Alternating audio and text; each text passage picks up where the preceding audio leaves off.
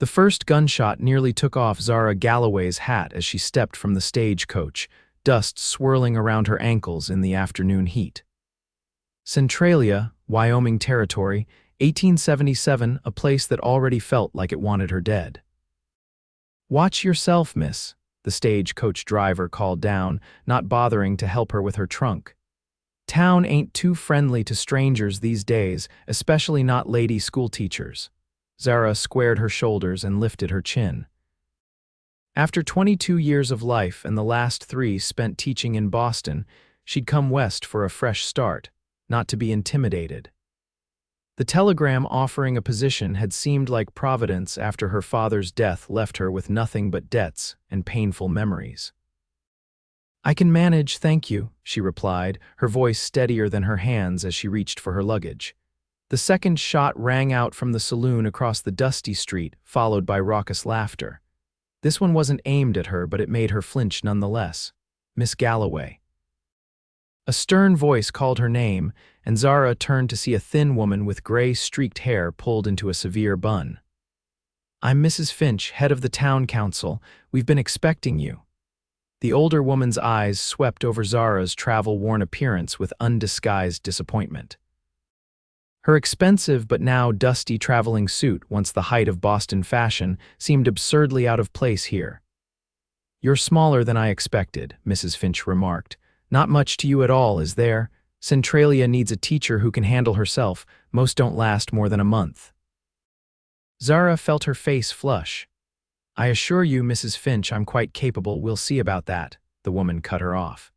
"The schoolhouse is at the edge of town. You'll board with the Wilsons. They've got the only spare room willing to take in a single woman. $5 a week, meals included." $5 was nearly half of what she'd be earning. Zara bit her lip but nodded. "School starts Monday. That gives you 3 days to prepare." Mrs. Finch turned without another word and walked away, leaving Zara standing alone with her trunk. The saloon doors swung open across the street and a group of men spilled out, laughing and shoving each other. Their eyes fell on her, and Zara stiffened as they nudged one another, making comments she couldn't hear but could well imagine. "Hey there, new meat." One called out, making the others laugh harder. Zara turned away, struggling to lift her trunk. She'd come too far to be defeated in her first hour. Boston was behind her, along with its polite society and the scandal that had driven her away. She would make this work. She had to. "Need a hand with that?" the deep voice startled her. A tall man had appeared beside her, his face shadowed by a wide-brimmed hat. Unlike the rowdy men from the saloon, he stood with quiet confidence, one hand resting on the handle of a holstered pistol. "I can manage," Zara replied automatically, though her arms trembled with the weight of the trunk. He chuckled, a warm sound that seemed out of place in this harsh town. "No doubt you can, miss, but there's no need to prove it right now." Without waiting for permission, he lifted the trunk as if it weighed nothing. "Where to?" His face came into view as he adjusted his stance, and Zara found herself looking at a man perhaps 5 or 6 years her senior, with sun-weathered skin, piercing blue eyes, and a strong jawline softened by the hint of a smile. "The Wilson residence, apparently," she answered. "I'm the new schoolteacher." Something flickered across his face, surprise, perhaps, or concern. "Mason Montgomery," he offered by way of introduction. "Town marshal." Relief washed over her. At least she had encountered someone with authority who wasn't openly hostile. "Zara Galloway," she replied. "I appreciate the assistance, Marshal." They walked in silence for a moment, the weight of curious stares following them down the main street. Centralia was larger than Zara had expected, with several blocks of businesses, a general store, a bank, the saloon, a small hotel, and various other establishments, but it had the raw, unfinished feel of a place still finding its identity. "You've come at an interesting time, Miss Galloway," Marshal Montgomery said finally. "Town's going through some growing pains. Mrs. Finch mentioned that teachers don't tend to last," Zara ventured. He glanced at her, his expression unreadable. "This town can be hard on folks who don't fit its expectations. And what might those be? That's the trouble." His mouth quirked in a humorless smile. "They change depending on who you're asking." They approached a modest two-story house at the edge of town, painted white with blue shutters, a surprising touch of gentility in the rough settlement. "This is the Wilson place," he said, setting down her trunk on the porch. "Mrs. Wilson's decent enough, her husband keeps to himself. They lost their only daughter to fever last winter." Zara's heart clenched at the information. "I'm sorry to hear that. Town's seen its share of sorrow." The marshal tipped his hat. "Schoolhouse is just beyond that rise, about a quarter mile. I'd recommend you visit it tomorrow to see what you're working with." "Thank you for the advice, Marshal Montgomery." He studied her for a moment longer than was comfortable. "Word of warning, Miss Galloway, this town has expectations for its schoolmarm. They'll be watching every move you make, judging everything from how you dress to who you speak with. Keep your head down, do your job, and maybe you'll fare better than the last three." With that sobering thought, he nodded and turned to leave. "Marshal," Zara called after him, surprising herself. "What happened to the previous teachers?" He paused, looking back over his shoulder. "One left after the Harmon boys put a rattlesnake in her desk. One married a rancher from the next county over, and one," he hesitated, "one just couldn't take what the town had to say about her." A chill ran down Zara's spine despite the warm afternoon. "I see. Welcome to Centralia, Miss Galloway," he said, his voice softening just slightly. "I hope you're made of sterner stuff than you look." As he walked away, the front door opened, revealing a tired-looking woman in her 50s with kind eyes. "You must be Miss Galloway," she said. "I'm Martha Wilson. Come in before you melt in this heat." Zara followed her inside, grateful for the relative coolness of the house. The interior was simple but clean, with handmade quilts and a few framed photographs adding a homey touch. "Your room's upstairs, first door on the right," Mrs. Wilson explained. "Washrooms at the end of the hall. We eat dinner at 6 sharp. Henry, that's my husband, doesn't like to wait." "Thank you for opening your home to me," Zara said. "I'll try not to be any trouble." Mrs. Wilson's expression softened. "Don't mind what you might have heard already. Centralia's not all bad, we just take some getting used to." She hesitated. "I saw the marshal helping you." "Mason's a good man, one of the few who tries to keep the peace around here in more ways than just wearing that badge." Zara nodded, filing away the information. "I should warn you," Mrs. Wilson continued, lowering her voice. "The town meeting tomorrow night will be about you. They always hold one when someone new comes to a position of importance. The council and townsfolk will want to assess you." "Assess me?" Zara asked, her stomach tightening. "Just be prepared to answer questions about your background, your teaching methods." "Some will be friendly, others not so much." Mrs. Wilson squeezed her arm. "Get settled in, rest a bit. There's water in the pitcher upstairs if you want to freshen up." Left alone, Zara dragged her trunk up the narrow stairs to her room, small but clean, with a single bed, a washstand, and a small writing desk beneath the window that overlooked the rolling prairie beyond town. She sank onto the bed, finally allowing herself to feel the full weight of exhaustion from the journey and the cold reception. Coming west had been a gamble, but she'd had few options after her father's gambling debts, and her broken engagement had left her reputation in tatters. Teaching in a frontier town had seemed like the perfect escape. Now, as the sun began to set over Centralia, painting the sky in brilliant oranges and purples, Zara wondered if she'd made a terrible mistake. Morning brought little relief from Zara's anxieties. After a quiet breakfast with the Wilsons, Mr. Wilson barely acknowledging her presence, she set out to visit the schoolhouse.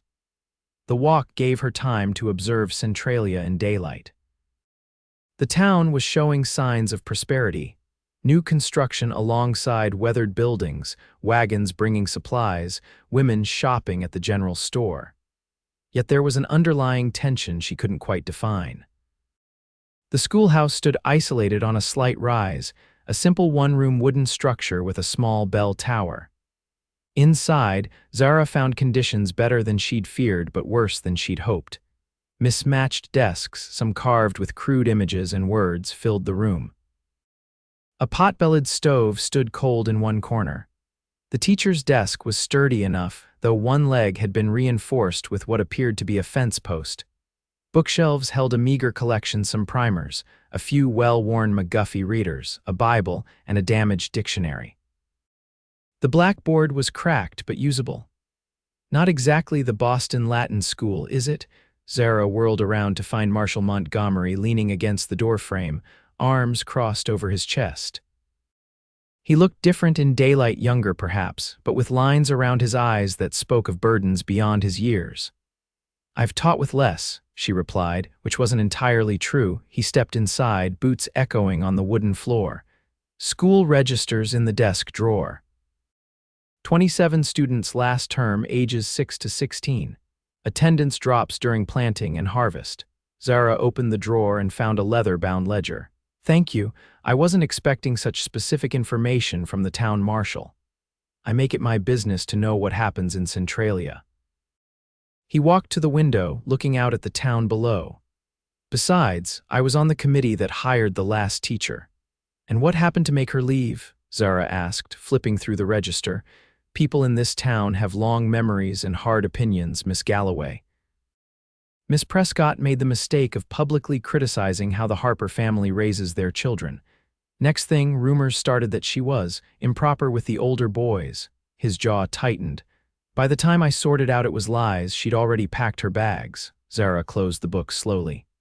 "I see." "Do you?" He turned to face her. "This town can be cruel to those it decides aren't worthy, especially women who don't conform." "Why are you telling me this, Marshal?" He studied her for a long moment. "Because you don't look like someone who's ready to back down, and that might cause you trouble." "I'm not easily intimidated," she said, lifting her chin. A smile tugged at the corner of his mouth.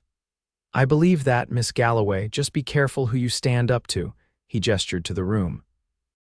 "Need any help getting this place ready?" The offer surprised her. "I wouldn't want to take you away from your duties. It's a quiet morning. Besides, helping the new schoolteacher is town business." Together, they spent the next hour sweeping the floor, washing the windows, and arranging the desks in orderly rows. The marshal worked efficiently, and Zara found herself stealing glances at him when he wasn't looking.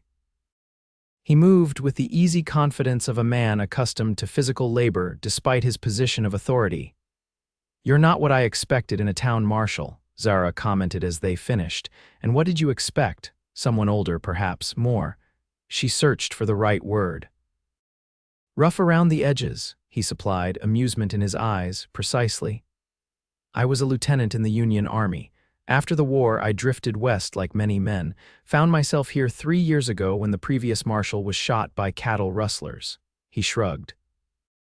"Town needed someone who could handle a gun and knew something about the law. And can you handle a gun, I mean, when necessary?" His expression grew serious. "I prefer to solve problems without violence when possible. Not everyone in Centralia shares that philosophy."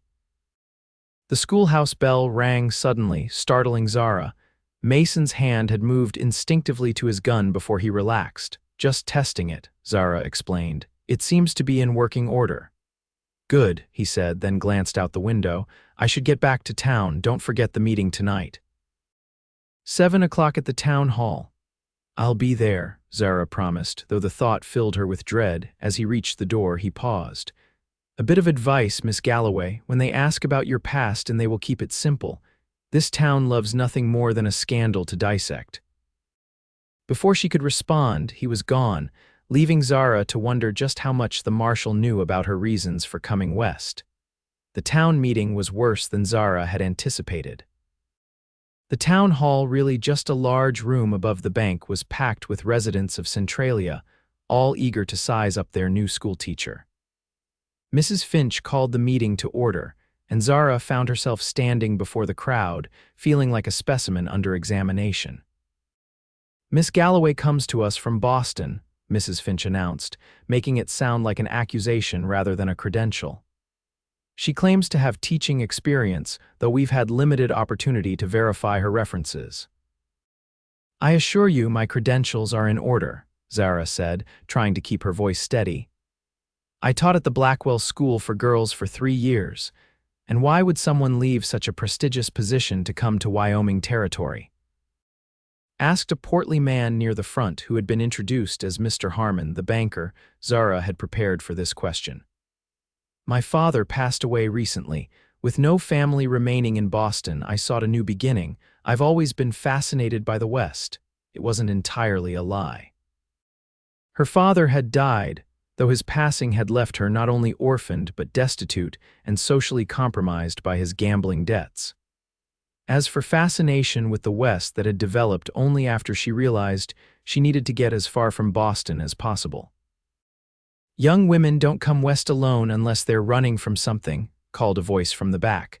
Or looking for a husband, another added, causing laughter to ripple through the room. I assure you, I'm here only to teach, Zara replied firmly. Miss Galloway, Mrs. Finch interjected, what are your views on discipline? The children of Centralia need a firm hand. I believe in clear expectations and appropriate consequences, Zara answered. Education flourishes best in an environment of respect. This led to a barrage of questions about her teaching methods, religious beliefs, and views on everything from the proper role of women to whether she could handle a firearm. Zara answered as diplomatically as possible, aware that with each response she was being judged. From his position against the wall, Marshal Montgomery watched silently, his expression unreadable. One final matter, Mrs. Finch said after nearly an hour of questioning. The school board has established certain conditions for your employment. You will attend church every Sunday. You will not frequent establishments serving alcohol. You will not entertain male callers unless they are parents of students, and then only to discuss school matters. You will dress modestly at all times. Any violation of these conditions will result in immediate termination. Zara swallowed hard. The restrictions seemed excessive, but she needed this position. I understand. See that you do, Mrs. Finch replied. We've had enough embarrassment with previous teachers. Centralia deserves better. As the meeting adjourned, Zara felt drained. People filed past her, some offering polite welcomes, others merely scrutinizing her with suspicious eyes. A few parents introduced themselves, including Mrs. Harper, whose 5 children would be in her class. Don't mind the council, Mrs. Harper whispered. They're just protective of the town. We're glad to have a teacher again. Zara smiled gratefully, but the woman's kindness only slightly eased the weight of the evening. Outside, the night air was cool and refreshing after the stuffy meeting room. Zara took a deep breath, fighting back tears of frustration. You handled yourself well in there. She turned to see Marshal Montgomery approaching. Did I? It felt more like an inquisition than a welcome. That's Centralia for you, he said, falling into step beside her. They're slow to trust outsiders, and quick to judge, she added. He didn't disagree. May I walk you back to the Wilsons? Night's getting dark. They walked in companionable silence for a few minutes, the stars brilliant overhead in a way Zara had never seen in Boston. They didn't even ask if I could teach, she said finally. Not really. They wanted to know if I fit their idea of a proper schoolmarm. That's because teaching isn't all they want from you, Mason replied. They want someone to set an example for the young women in town, someone who represents their values. Their very narrow values, it seems, he chuckled. You've got spirit, Miss Galloway, just be careful where you show it. As they approached the Wilson house, Zara hesitated. Marshal Montgomery, thank you for today, for the warning, for everything. Mason, he corrected. When we're not in public, I'd prefer Mason. Then I'm Zara, she replied, offering her hand. He took it, his grip warm and firm. Good night, Zara. Try not to let them run you off before you even start. I don't scare easily, she assured him, though in truth she was terrified of failing in this strange, judgmental town. He smiled, a genuine smile that reached his eyes and transformed his face. No, he agreed, I don't believe you do. Monday morning arrived with daunting speed. Zara dressed carefully in her most conservative navy blue dress, pinned her honey brown hair into a severe bun, and skipped breakfast due to nervous anticipation. When she rang the school bell at 8 o'clock, 23 children of various ages gathered in the yard, eyeing her with expressions ranging from curiosity to outright skepticism. Good morning, she said, trying to project confidence she didn't feel. I'm Miss Galloway, your new teacher. Please enter quietly and find your seats. The first day was a blur of assessments, introductions, and establishing expectations. The Harper children, 5 of them spread across different ages, seemed well-behaved but watchful. The Harmon boys, whom the marshal had mentioned in connection with the rattlesnake incident, tested boundaries from the start.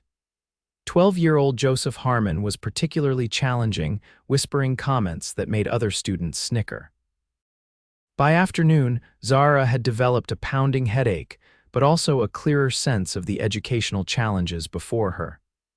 The older students had significant gaps in their learning, while the younger ones needed fundamental skills. She would need to organize her teaching carefully to meet everyone's needs. As the children filed out at the end of the day, Joseph Harmon lingered. "My pa says you won't last till Christmas," he said, his freckled face twisted in a smirk. "Says you're too fancy for Centralia." "Is that so?" Zara replied, keeping her voice level. "Well, Mr. Harmon, I'll be sure to disappoint your father by staying much longer." The boy's eyes widened slightly before he shrugged and left. Alone in the schoolhouse, Zara sat at her desk and put her head in her hands. One day down, how many more to go? The restrictions on her behavior, the constant scrutiny, the challenging students, it was overwhelming. Yet beneath the exhaustion, she felt a spark of determination. She would prove herself to this town whether they wanted her to or not. A soft knock interrupted her thoughts. Mason stood in the doorway, hat in hand. "Thought I'd check in on your first day," he said. "Still standing, I see." "Barely," she admitted. "Is it always this difficult?" "First days usually are." He entered, setting a small package on her desk. "Brought you something." Curious, Zara unwrapped the brown paper to find a small brass bell, similar to the one on her desk, but newer and undented. "It's lovely, but why?" "The one you have sticks sometimes. Saw it myself when the last teacher was here. Thought you might need one that works properly." The thoughtfulness of the gesture touched her unexpectedly. "Thank you, Mason. That's very kind." "Not kindness," he replied with a slight shrug. "Just practical. Can't have the teacher struggling with her equipment." But there was something in his eyes that suggested it was more than mere practicality. "How did the children behave?" he asked, changing the subject. "Most were fine. The Harmon boys might be a challenge." Mason nodded. "Their father's the same way, always pushing boundaries, seeing what he can get away with." He hesitated. "The Harmons have influence here. Banker owns half the mortgages in the county. If the boys cause trouble, handle it carefully." "I won't let them disrupt the education of the others," Zara said firmly, "just suggesting you pick your battles wisely." Mason moved toward the door. "Town's talking about you, by the way, already. What are they saying?" "Some say you're too young, too pretty to be taken seriously as a teacher." His eyes met hers briefly. "Others think you might be just what this place needs. And what do you think, Marshal?" He studied her for a moment. "I think Centralia doesn't know what it's in for." With a tip of his hat, he left. As September gave way to October, Zara settled into a routine. She rose early, taught all day, prepared lessons in the evenings, and attended church on Sundays. The town continued to watch her every move, but as weeks passed without scandal, some of the scrutiny eased. She made a few allies among the parents' misses. Harper remained friendly, and Mr. Peterson, whose daughter showed remarkable aptitude for mathematics, often expressed his appreciation for Zara's teaching methods. Even Mrs. Wilson had warmed to her, sometimes sharing stories of her late daughter while they sat by the fire in the evenings. Mason became an unexpected friend. He would stop by the schoolhouse occasionally, sometimes bringing a new book for the library or offering to fix something that needed repair. Their conversations were the highlight of Zara's weeks, the only times she felt she could speak freely without fear of judgment. One crisp October afternoon, as golden leaves drifted down from the cottonwoods lining the creek behind the school, Zara dismissed her students early to allow them to help with the harvest. She was gathering her things when Mason appeared. "Thought you might like to see something," he said. "If you're not too tired." Curiosity piqued, Zara agreed, and they set off on foot toward the western edge of town. Mason led her along a narrow trail through a stand of aspen trees, their leaves shimmering yellow in the afternoon light. "Where are we going?" She asked after they'd been walking for nearly 20 minutes. "You'll see," he replied with a mysterious smile. The trail opened suddenly onto a rocky overlook. Below them stretched the valley where Centralia nestled, smoke rising from chimneys against the backdrop of distant mountains. "It's beautiful," Zara breathed, the panoramic view unlike anything she'd seen before. "Thought you might appreciate it." Mason sat on a flat boulder, patting the space beside him. "This is where I come when the town gets to be too much." Zara hesitated only briefly before joining him. They sat in comfortable silence, watching the play of light and shadow across the landscape. "Why did you really come to Centralia, Zara?" he asked finally, his voice gentle. She stiffened. "I told everyone at the meeting. You told them what they needed to hear," he interrupted. "I'm asking what really brought you all the way from Boston to this dusty corner of Wyoming." Something in his tone, not accusatory, but genuinely interested, made Zara consider telling him the truth. She'd kept her secrets for so long, carried the weight of them across the country. "My father was a respected professor at Harvard," she began slowly. "After my mother died when I was 14, it was just the two of us. What no one knew was that he had a gambling problem. He hid it well for years, but when he died suddenly of apoplexy, I discovered he'd lost everything: our home, his pension, even my small inheritance from my mother." Mason listened silently, his expression compassionate. "I was engaged to a man named Charles Westfield, a suitable match, according to Boston society. When he learned of my financial situation, he offered to proceed with the marriage but with new terms." Her voice hardened. "I would be his wife in name only, living in a separate wing of his family's home while he continued his relationship with his longtime mistress. In return, he would settle my father's debts." "You refused," Mason guessed. "I did more than refuse. I publicly called off the engagement and explained why."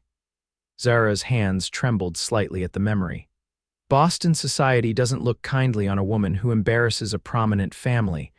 The Westfields spread rumors that I was unstable, that my father's gambling was a fiction I'd invented. No respectable school would hire me after that. So you came as far west as you could," Mason concluded. "Yes." Zara looked out over the valley. "Centralia may find me wanting, but at least here I'm judged on what they see, not on rumors and scandals I had no part in creating." Mason's hand covered hers, warm and steady. "For what it's worth, I think you've shown more courage than most men I know." The simple statement, delivered without pity or judgment, broke something loose in Zara's chest. Tears she'd been holding back for months threatened to fall. "I'm sorry," she said, wiping hurriedly at her eyes. "This is hardly proper behavior." "Damn propriety," Mason said softly. "You've carried this burden alone long enough." When he put his arm around her shoulders, Zara didn't resist. She leaned against him, allowing herself to draw comfort from his strength. They stayed that way until the sun began to set, painting the sky in brilliant oranges and reds. "We should head back," Mason said reluctantly. "People will talk if we're seen returning after dark." The mention of town gossip brought Zara back to reality. "Yes, of course. Thank you for showing me this place, and for listening." As they walked back, Mason kept a respectful distance, but something had shifted between them, a deepening of trust, a recognition of shared understanding. Zara knew she should guard her heart more carefully. A schoolteacher and a marshal were both held to high standards in a town like Centralia, and any hint of impropriety could cost them both. Yet as they parted at the edge of town, when Mason's fingers briefly brushed hers in farewell, Zara couldn't bring herself to regret the connection forming between them. November arrived with biting winds and the season's first snow. The schoolhouse was drafty, and Zara took to wearing an extra shawl as she taught. The children seemed more restless as winter approached, particularly the older boys who chafed at being confined indoors. The situation with Joseph Harmon had improved slightly, though he remained a challenge. His younger brother, Peter, however, had blossomed under Zara's tutelage, showing a genuine interest in reading that had surprised everyone, including his family. One Friday afternoon, as snow fell in thick flakes outside the windows, Zara was helping 8-year-old Sarah Wilson with her reading when the door burst open. Mr. Harmon stormed in, his face flushed with anger. "What's this I hear about you giving my boy extra work?" he demanded, snow melting from his boots onto the floor. Zara stood, keeping her voice calm for the sake of the startled children. "Mr. Harmon, class is still in session. If you'd like to discuss your son's progress, I'd be happy to meet with you afterward." "I'm talking about this," he said, thrusting a sheet of paper at her. It was the additional reading assignment she'd given Peter, who had requested more challenging material. Peter expressed interest in advancing his reading skills, Zara explained. "I provided him with appropriate material to help him progress. Without my permission," Harmon's voice boomed in the small room, "you're filling his head with ideas above his station. A farmer's son doesn't need fancy literature. Education is not about station, Mr. Harmon. It's about potential." The banker stepped closer, looming over her. "You listen here, Miss High and Mighty from Boston. You don't decide what my boys need. You teach them their letters and numbers and leave the rest to me." "Mr. Harmon," Zara said firmly, though her heart was racing, "I understand your concern, but I must ask you to lower your voice and remember there are children present." "Don't you tell me how to behave in my own town," he spat. "We took you in when nobody else would have you, and this is how you repay us. By overstepping your place." The accusation struck like a physical blow. How much did he know about her past? "That's enough, Harmon." Mason stood in the doorway, his expression cold. He'd entered so quietly that no one had noticed. "This doesn't concern you, Montgomery," Harmon said, but some of the bluster left his voice. "Disrupting the school concerns me," Mason replied, "as does threatening the teacher." "I wasn't threatening," Harmon protested. "Just having a discussion about my son's education." "Then have it at the proper time and in the proper manner." Mason's tone left no room for argument. "Now, I suggest you leave before you say something you might regret." For a moment, it seemed Harmon might challenge the marshal, but he eventually backed down. "This isn't over," he muttered to Zara before storming out. The classroom remained silent until Mason spoke. "Everything all right here, Miss Galloway?" Zara realized she was trembling but managed a nod. "Yes, thank you, Marshal." "Good." He surveyed the wide-eyed children. "Carry on with your lessons, folks. Sorry for the interruption." With a reassuring nod to Zara, he left, closing the door quietly behind him. It took several minutes for Zara to regain her composure and restore order to the classroom. When she finally dismissed the children at the end of the day, she found Mason waiting outside. "I'd like to walk you home," he said, his tone making it clear this wasn't merely a courtesy. They walked in silence until they were beyond earshot of the dispersing children. "Harmon's always been a bully," Mason said finally, "but he crossed a line today." "He seemed to know something about my past," Zara replied, her voice low. "About why I left Boston." Mason's jaw tightened. "I'll look into it. In the meantime, be careful around him. He has influence with the town council." "I can't change how I teach just because he doesn't like it," Zara insisted. "Peter has a bright mind. He deserves the chance to develop it." "I agree," Mason said, surprising her. "Just proceed with caution. Harmon's not the type to let things go." As they approached the Wilson house, Mason hesitated. "There's a social at the church tomorrow night. Harvest celebration. Will you be attending?" "I suppose I should," Zara replied. Mrs. Finch made it clear that participating in community events was expected. "Would you allow me to escort you?" he asked, the formal phrasing at odds with the warmth in his eyes. Zara knew she should refuse. Being seen publicly with the marshal in a social context would inevitably spark gossip. Yet the thought of spending the evening with Mason was too appealing to resist. "I'd like that," she said. "Though people will talk, let them," he replied with a slight smile. "I'll call for you at 7. That night, Zara lay awake long after the household had gone quiet, replaying the day's events in her mind. Harmon's anger was concerning, but it was Mason's invitation that kept her from sleep. Was it merely kindness that motivated him, or something more?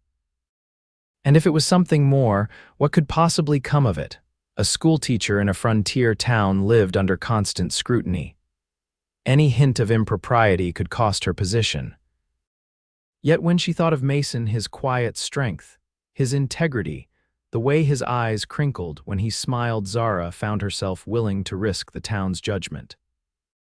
The church social the following evening brought nearly everyone in Centralia together in the church basement, decorated with autumn leaves and harvest bounty. When Mason arrived at the Wilson house to escort her, Zara was struck by how different he looked out of uniform.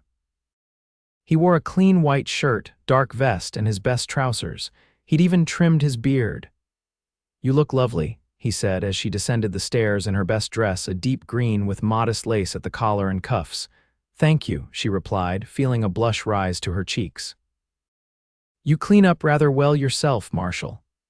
Mrs. Wilson watched their exchange with knowing eyes, but said nothing beyond wishing them a pleasant evening. At the church, their entrance together caused a momentary lull in conversation. Zara felt the weight of curious stares as Mason guided her through the crowd with a hand lightly at the small of her back.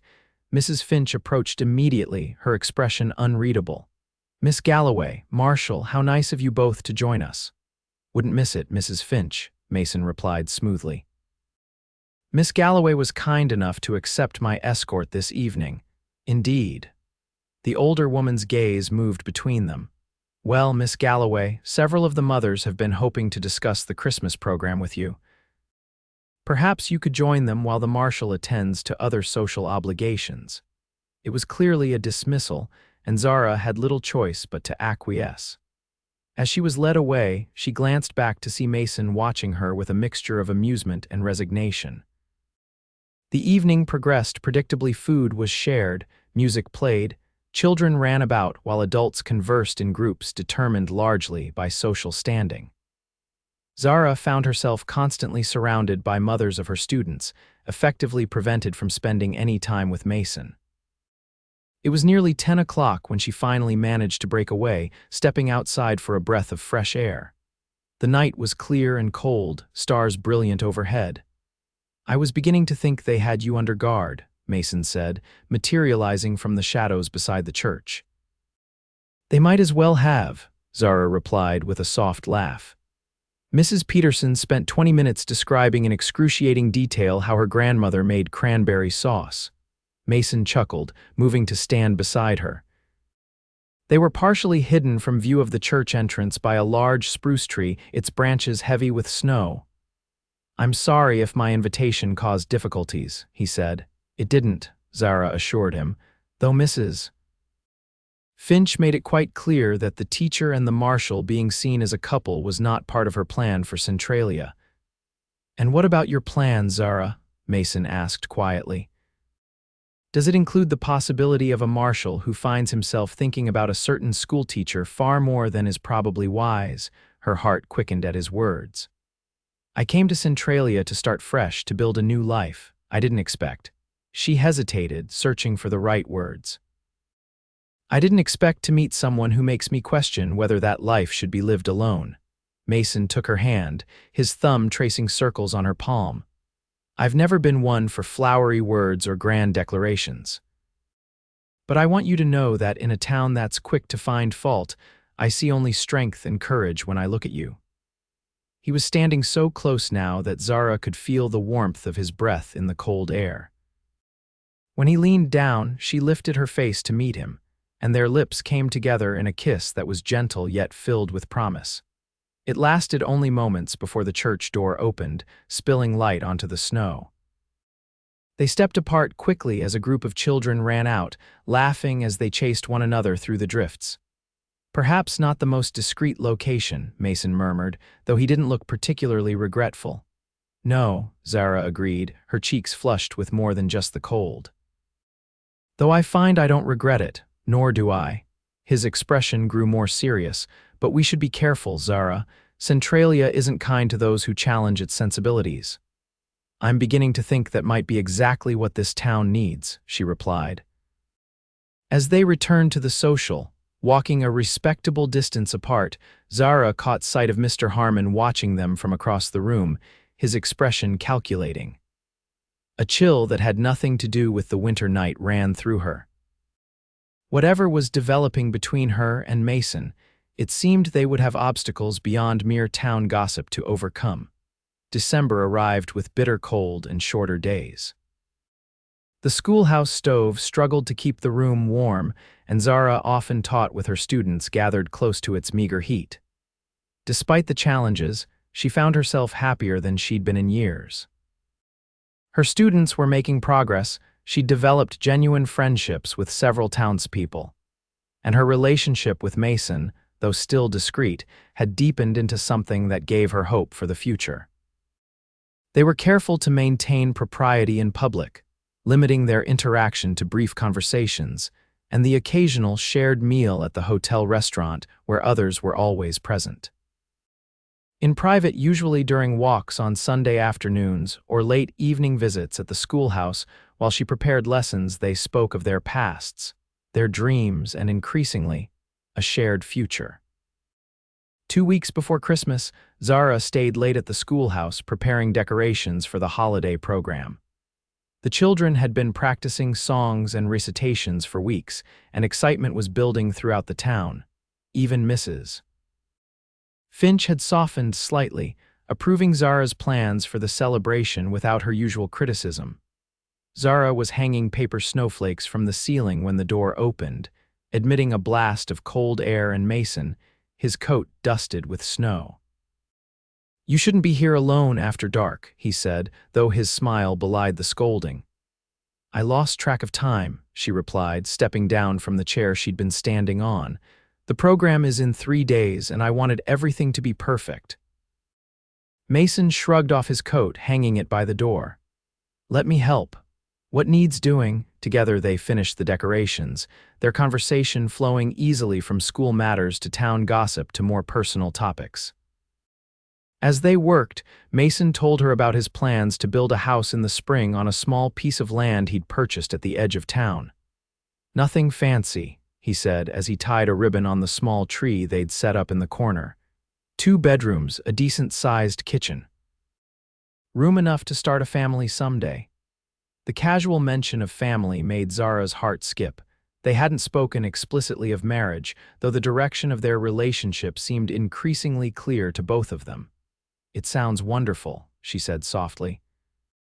Mason turned to look at her, his expression serious. "I had hoped you might like it, Mason." He crossed the room to stand before her, taking her hands in his. "I know it's too soon to ask properly. You've only been in Centralia a few months, and there's still Harmon to deal with and the town's expectations. But I want you to know that when the time is right, I intend to ask you to share that house with me, to share a life with me." Joy bubbled up inside her, bright and unexpected. "I think I'd like that very much." He kissed her then, a kiss filled with promise and longing that left them both breathless. When they finally parted, Mason rested his forehead against hers. "I should get you home before Mrs. Wilson sends out a search party," he said regretfully. They were gathering their things when the schoolhouse door flew open. Mrs. Finch stood in the doorway, her thin frame rigid with outrage. Behind her stood Mr. Harmon, a triumphant smirk on his face. "Just as I said," Harmon declared, "conducting themselves in a thoroughly improper manner, Mrs." Finch's cold gaze moved from Mason to Zara. "Miss Galloway, I am shocked and disappointed. After our explicit instructions regarding your conduct, to find you alone with a man after dark in such a compromising situation." "There was nothing compromising about it," Mason interrupted, his voice level but with an undercurrent of anger. "I was assisting Miss Galloway with preparations for the Christmas program." "Is that what they're calling it these days?" Harmon jeered. Mason took a step toward him, but Zara placed a restraining hand on his arm. "Mrs. Finch," she said, keeping her voice steady, "I understand how this might appear, but I assure you, nothing inappropriate has occurred. The marshal has been a friend and support since my arrival in Centralia, nothing more." The lie tasted bitter on her tongue. "A friend who visits you alone at night," Mrs. Finch's voice dripped with disapproval. "Who walks with you on Sunday afternoons where anyone might see? The entire town has noticed your inappropriate attachment, Miss Galloway. We were willing to overlook it, hoping it was merely a passing fancy, but this flagrant disregard for propriety cannot be ignored." "Nothing happened here," Mason insisted. That's not the point, Mrs. Finch snapped. The point is the appearance of impropriety, which is damaging enough to Miss Galloway's position as teacher. The children look to her as an example of moral behavior. And what example am I setting? Zara asked, her patience wearing thin. That men and women can be friends. That cooperation and mutual respect are values worth demonstrating. Don't play innocent with me, young woman, Mrs. Finch replied. Mr. Harmon has already informed the council of your questionable past in Boston. We were willing to give you the benefit of the doubt, but clearly our trust was misplaced. Zara felt the blood drain from her face. What do you know of my past? Harmon stepped forward. Enough to know you're not fit to teach our children. A woman who publicly humiliated her fiancé, who comes from a family disgraced by gambling debts, hardly the moral example we want for Centralia. How dare you? Mason growled, but Zara squeezed his arm, silently asking him to let her handle this. Yes, my father had gambling debts, she said, lifting her chin. And yes, I broke my engagement rather than accept a loveless marriage of convenience. If those actions make me unfit to teach, then perhaps Centralia needs to reconsider its values. The council will meet tomorrow to discuss your future here, Mrs. Finch stated coldly. Until then, consider yourself suspended from your duties. You can't do that without a formal vote, Mason protested. Watch me, Mrs. Finch replied. And Marshal, your position will also be discussed, given your role in this situation. With that, she turned and left, Harmon following after one last smug look in their direction. When the door closed, Zara sank into a chair, her legs suddenly weak. They can't really dismiss us for this, can they? Mason knelt before her, taking her hands in his. They can try, but we haven't done anything wrong, Zara. Being together isn't wrong. It doesn't matter, she said bitterly. In their eyes, I've violated their trust. And now they know about Boston. We'll fight this, Mason assured her. Harmon doesn't speak for the entire town. There are people here who respect you, who have seen what a difference you've made for their children. Zara wanted to believe him, but the cold reality of frontier justice left little room for optimism. Small towns like Centralia were governed as much by reputation and social standing as by actual laws, and she had just violated one of their unwritten codes. I should get back to the Wilsons, she said finally. I need to think about what to say tomorrow. I'll walk you, Mason offered, but Zara shook her head. No, that would only make things worse right now. I'll be fine. He looked like he wanted to argue but respected her decision. I'll see you at the council meeting. We'll face this together, Zara. As she walked alone through the silent, snow-covered streets, Zara wondered if this would be her last night in Centralia. The thought of leaving Mason sent a sharp pain through her chest. But the thought of staying where she was not wanted, where her very presence was considered a moral threat, was equally painful. By morning, news of the scandal had spread throughout Centralia. When Zara went to the schoolhouse to leave instructions for whoever might take over her class, she found several mothers waiting. To her surprise, they weren't there to condemn her but to offer support. Mrs. Finch doesn't speak for all of us, Mrs. Harper said firmly. My children have learned more in these months with you than in 2 years with previous teachers. The council meeting is at noon, Mrs. Peterson added. We'll be there to speak on your behalf. Their support buoyed Zara's spirits, but she remained realistic about her chances. Harmon's influence ran deep in Centralia, and Mrs. Finch had been looking for an excuse to be rid of her since the beginning. The town hall was packed when Zara arrived for the meeting. She saw Mason standing near the back, his face tense but determined. He gave her a slight nod as she made her way to the front where the council members sat in judgment. Mrs. Finch called the meeting to order with a sharp rap of her gavel. We are gathered to address the matter of Miss Galloway's conduct and her fitness to continue as Centralia's schoolteacher. Mr. Harmon, as the council member who brought this matter to our attention, would you like to speak first? Harmon rose, straightening his vest with self-importance. Fellow citizens of Centralia, it is with great regret that I must bring these concerns before you. When we hired Miss Galloway, we did so in good faith, believing her to be a woman of moral character suitable to guide our children. However, recent events have cast serious doubt on that assumption. He proceeded to outline his discovery of her past in Boston, embellishing the story to make it seem as though she'd been involved in scandalous behavior rather than simply refusing a dishonorable arrangement. He then detailed what he characterized as her clandestine relationship with Mason, implying far more impropriety than had ever occurred. In light of these revelations, he concluded, I move that Miss Galloway be removed from her position immediately and asked to leave Centralia. I second the motion, said an elderly council member whom Zara recognized as Harmon's brother-in-law. Mrs. Finch nodded. Before we vote, does anyone wish to speak on Miss Galloway's behalf? To Zara's surprise, several people stood. Mrs. Harper spoke eloquently about the improvements in her children's education. Mr. Peterson testified to Zara's dedication and skill. Even quiet Mrs. Wilson rose to defend her character. I've had Miss Galloway under my roof these past months, she said, her voice trembling slightly. I've never known a more decent, hard-working young woman. If there's been any impropriety between her and Marshal Montgomery, I've seen no evidence of it. Finally, Mason stepped forward. The room fell silent as he took his place beside Zara. I've served as Marshal of Centralia for 3 years, he began. In that time, I've upheld the law and protected this town to the best of my ability. I've earned your trust, or so I believed. His gaze swept the room.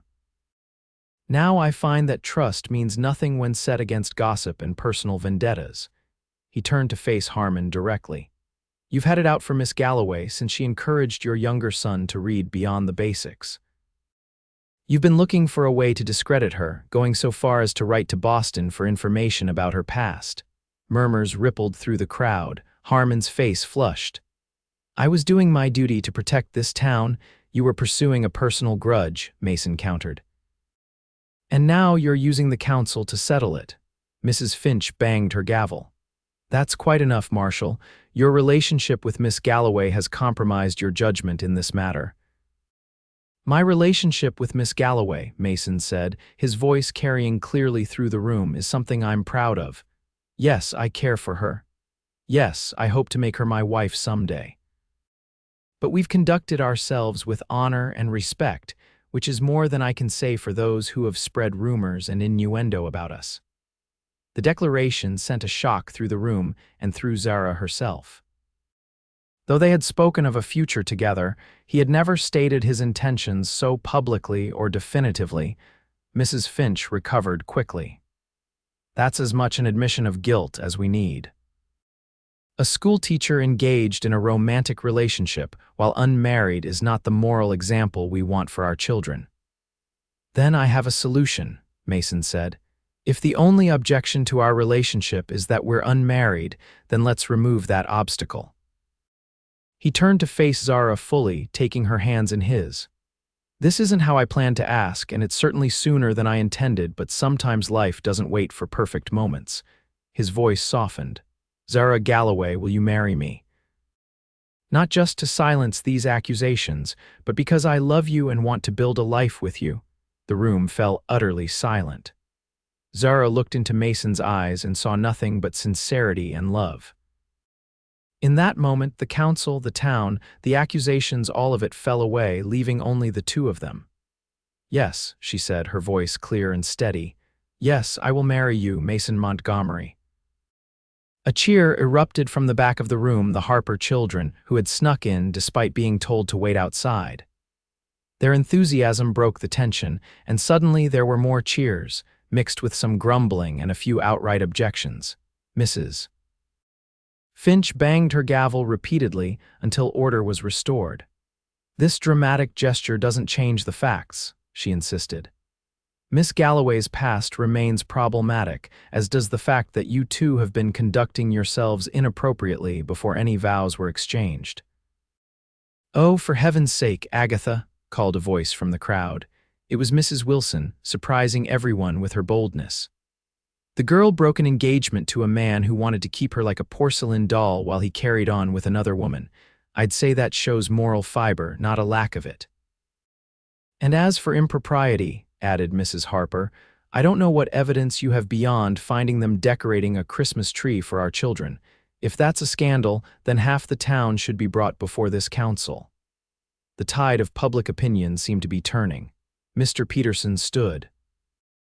"I move that we table this discussion and allow Miss Galloway to continue her duties, with the understanding that she and Marshal Montgomery will wed in a timely manner." "I second that motion," called several voices. Mrs. Finch looked to Harmon, who was fuming silently.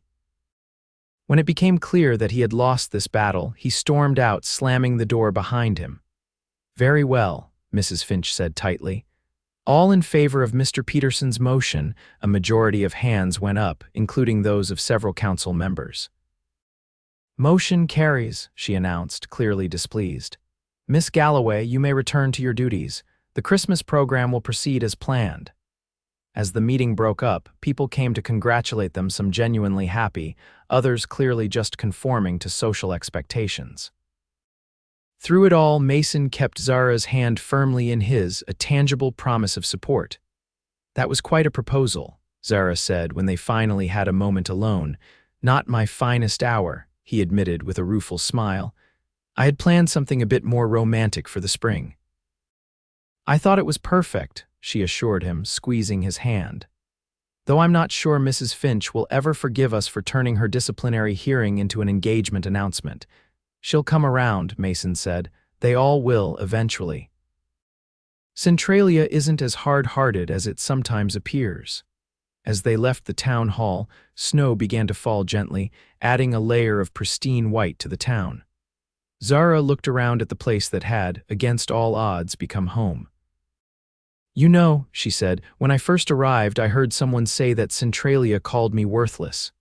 "And what do you think now?" Mason asked. Zara smiled up at him. "I think I've found a place where I might be valued after all, at least by the people who matter." "You're more than valued, Zara Galloway," Mason said, pulling her close. "You're priceless, and I plan to spend the rest of my life making sure you never forget it." In the weeks that followed, Centralia buzzed with preparations for both Christmas and the upcoming wedding. Mrs. Wilson took charge of helping Zara plan, while several of the town's men offered to help Mason finish the house he'd started building. Even Mrs. Finch eventually unbent enough to offer the use of the church for the ceremony. The Christmas program was a triumph, with every child participating and nearly the entire town attending. When little Sarah Wilson recited "The Night Before Christmas" without missing a word, there wasn't a dry eye in the house. Even Mr. Harmon attended, though he sat at the back and left immediately afterward. His younger son, Peter, continued to flourish under Zara's teaching, and there were whispers that he might be sent to school in Denver when he was older, something unheard of for a Harmon. Mason and Zara were married on New Year's Day, 1878, in a ceremony that brought together the entire community. Zara wore a simple white dress ordered from Denver, and Mason looked uncommonly handsome in a new suit. Mrs. Wilson cried throughout the ceremony, later confessing that it had helped heal some of the pain of losing her daughter. They moved into their new house, still somewhat unfinished but solid and warm, that same day. As Zara stood in the kitchen that evening, watching the sunset paint the snow-covered prairie in shades of pink and gold, Mason came up behind her, wrapping his arms around her waist. "Happy?" he asked, his breath warm against her ear. "More than I ever thought possible," she replied, turning in his embrace to face him. "When I came to Centralia, I was just looking for a place to hide, to start over. I never expected to find a home, or a husband," he added with a smile. "Especially not a husband," she agreed, rising on tiptoe to kiss him. "But I'm very glad I did." As winter gave way to spring, Zara continued teaching, though now she walked to the schoolhouse from her own home rather than the Wilsons'. The town had largely accepted their marriage, and even those who had opposed it initially had at least learned to keep their opinions to themselves. Mr. Harmon remained a challenge, but his influence had waned somewhat after his very public defeat at the council meeting. When he tried to block funding for new books for the school, he found himself outvoted for the first time in Centralia's history. By summer, the house was complete, with a garden that Zara tended in the early mornings before school, and a front porch where she and Mason often sat in the evenings, watching the sunset and talking about their day. They had become a fixture in Centralia, their story already becoming something of a local legend, how the marshal had defended the schoolteacher against unjust accusations and won her hand in the process. In July, Zara shared news with Mason that she was expecting their first child, due in early spring. His joy was boundless, and the town responded with genuine warmth and excitement. Even Mrs. Finch unbent enough to organize a gathering of women to sew baby clothes. "They've accepted us," Zara marveled one evening as they sat on their porch. "Truly accepted us." "You won them over," Mason replied, his hand resting gently on her still flat stomach, "just like you won me over. This town called you worthless when you arrived, but you proved your value 100 times over. And you," she said, leaning against him, "you called me priceless when everyone else saw only a troublesome outsider." "I called it as I saw it," he said simply. "And I've never regretted making you my wife." As summer faded into autumn, Zara continued teaching, though she knew she would need to take time away when the baby came. The school board, now led by Mrs. Harper after Mrs. Finch stepped down due to health concerns, had already approved her request for a 2-month leave, and had arranged for a temporary replacement. Their first Christmas as a married couple was celebrated in their own home, with a small tree decorated with paper ornaments made by Zara's students, and a special dinner attended by the Wilsons and a few close friends. As they sat by the fire after their guests had departed, Mason presented Zara with a small box. "What's this?" she asked, surprised. "Open it and see," he replied with a smile. Inside was a delicate gold locket on a fine chain.